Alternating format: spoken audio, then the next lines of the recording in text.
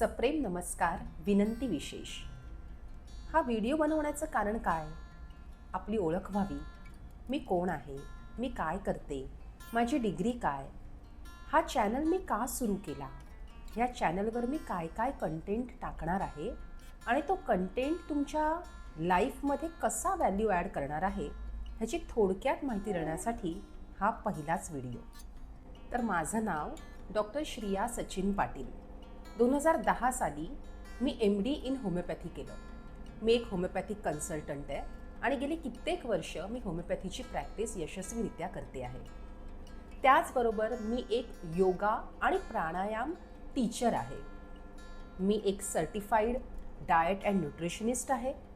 त्याचबरोबर मी एक government recognised psychological काउन्सिलरसुद्धा आहे आणि प्राणिक हिलरसुद्धा आहे। हो, प्रश्न बरोबर आहे तुमचा की वैद्यकशास्त्रातल्या होमिओपॅथी ह्या ब्रांचमधली सर्वोच्च डिग्री म्हणजे MD।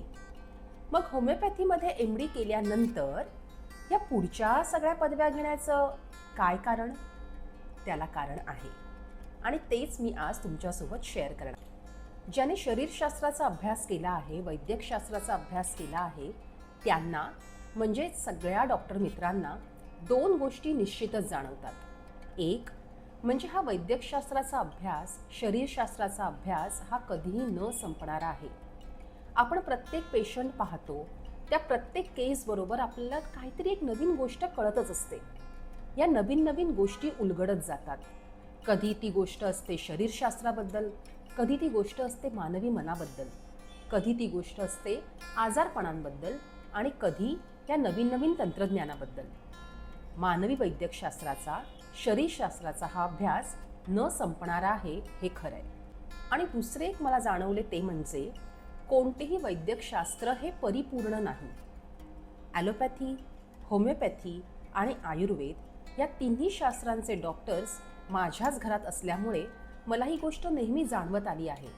या प्रत्येक शाखेची स्वतःची अशी बलस्थाने आहेत, तसे स्वतःचे काही लूपहोल्ससुद्धा आहेत। कोणतेही वैद्यकशास्त्र हे परिपूर्ण नाही। मग मला असं जाणवलं की आपल्या वैद्यकशास्त्रामध्ये, आपल्या शाखेमध्ये सर्वोच्च डिग्री घेऊन प्रॅक्टिसला बसणं हे काही पुरेसं होणार नाही। आपल्याला अधिक काहीतरी केलं पाहिजे। मनुष्याला पूर्ण आरोग्य लाभावे म्हणून फक्त औषधे पुरेशी नाहीतच। तुम्हालाही माहिती आहे, औषधांसोबतच अनेक गोष्टींचा विचार करावा लागतो। एखादा पेशंट जेव्हा आपल्याकडे येतो तेव्हा त्याला परिपूर्ण आरोग्य देण्यासाठी आपल्याला त्याचे आजार, त्या आजाराची कारणं, त्याची जीवनशैली, त्याची मानसिक अवस्था, त्याचा आहार, अशा अनेक गोष्टींचा अभ्यास, अनेक गोष्टींचा विचार करावा लागतो। या सगळ्या पैलूंचा विचार केल्यानंतरच आपण त्याला परिपूर्ण असं सोल्युशन देऊ शकतो।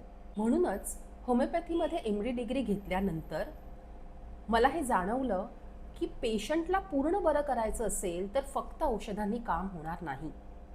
पेशंटला आपल्याला आहारविषयक योग्य ते मार्गदर्शन केलेच पाहिजे।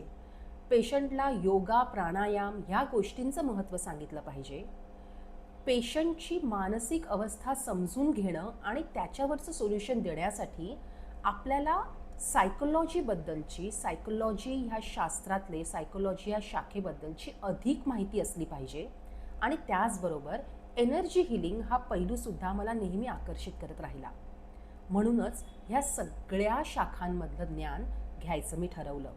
टप्प्याटप्प्याने गव्हर्नमेंट रेकग्नाइज्ड आणि अतिशय ऑथेंटिक सोर्सेसमधनं मी या सगळ्या शाखांच्या पदव्या आणि पदविका घेतल्या। त्यामुळे आता होमिओपॅथी, योगा प्राणायाम, डाएट न्यूट्रिशन, सायकोलॉजिकल काउन्सिलिंग आणि प्राणिक हिलिंग ह्या सगळ्या पैलूंचा विचार करून मी माझ्या पेशंटला ट्रीट करते, एखादी केस हँडल करते। गेली अनेक वर्षे मी प्रॅक्टिस करते, पण आता वेळ आली आहे की मला माझे ज्ञान, माझा अनुभव, एखादी केस, एखादा आजारपण समजून घ्यायची माझी पद्धत ही माझ्या माणसांपर्यंत जास्तीत जास्त पोचवण्याची गरज आहे।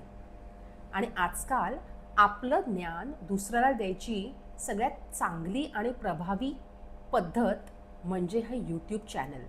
कारण आजकाल गोष्टी कर्णोपकर्णी पसरत नाहीत, तर व्हिडिओ टू व्हिडिओ किंवा रील टू रील पसरतात, नाही का?